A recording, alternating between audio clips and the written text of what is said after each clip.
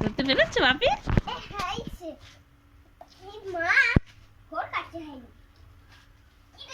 এবার হোল কাটে আপনার হাতে কেন পাবেন না?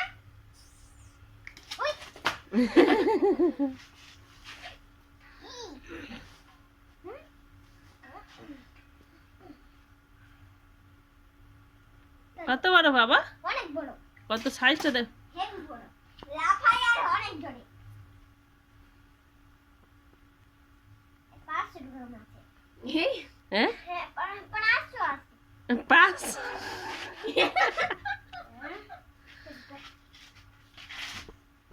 মা, দেখো দেখো কত বড় মাছ না? ইস, এই তো শিবের মাথা কেটে নিয়ে পালিয়েছিল। একদিন। হ্যাঁ, খুব দুষ্টু। ওর গালে দেখো একটা দাগ আছে। কই? হ্যাঁ গো।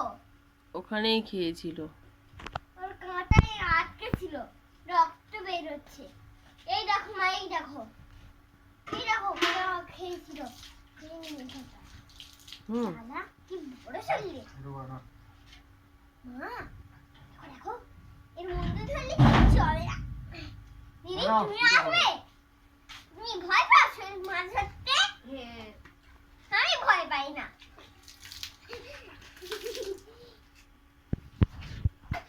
তুমি তো মস্তান, এই জন্য ভয় পাওনি। দিদি তুমি একবার হয়ে গেলে তেও পারছ না। তরকারিটা একটু পাঙ্কার মাছের মতো ধর কেন? হ্যাঁ, খালি হলকে পড়ে যাচ্ছে নিচে। মা, এবার তুলে দাও চলো। চলো। মাছটা ধুয়ে নিয়ে চলে এসেছি। এখানে লবণ দিলাম আর হলুদ দিলাম, দিয়ে ভালো করে এটাকে মাখিয়ে 5 মিনিটের জন্য রেস্টে দিতে হবে। এই শোল মাছটা ঝাল যে এত সুন্দর লাগবে না বানিয়ে খেলে বিশ্বাসই করতে না। টাকাগুলো দেখেছেন কতটা বড় বড় হয়েছে, দেখুন।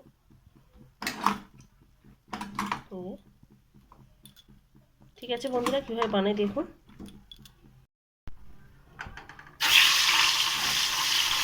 মাছগুলো ভেজে নেব।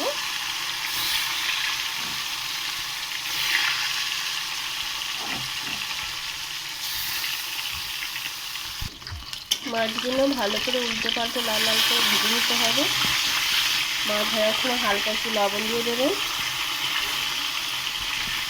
দিয়ে মাছগুলো আর ভাঙবে না। ভাজা হয়ে গেছে, এগুলো সবকটি তুলে নেবো। এইভাবে প্রায় সবকটি ভেজে নেব। সবকটি মাছ ভেজে নেওয়া হয়ে গেছে। রসুন দিলাম, কাঁচা লঙ্কা দিয়ে ভালো করে এটা একটু একটু সামান্য লাল লাল হবে। পেঁয়াজ, টমেটো, আদা কুচি,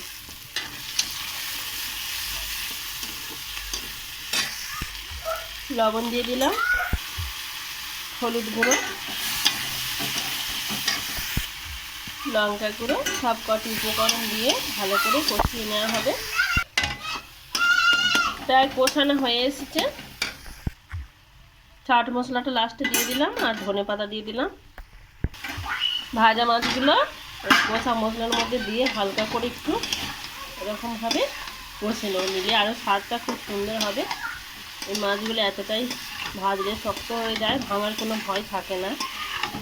সামান্য আরও 1 মিনিটের মতো নেড়ে নেব। এবারে আমি এই জল ছেড়ে দিলাম অল্প করে একটু।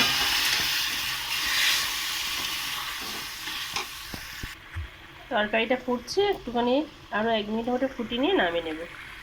দেখুন বন্ধুরা, শোল মাছের তেল ঝাল একেবারে রেডি হয়ে গেছে। এবার আমি নামিয়ে নেব। এইভাবে অবশ্যই বাড়িতে খাবেন, খুব সুন্দর লাগে, মাংসকেও হার মানাবে।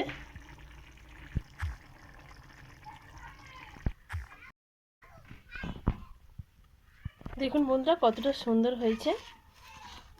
আজ এই পর্যন্ত, আবার অন্য কোনো ভিডিওতে দেখা হবে। টাটা।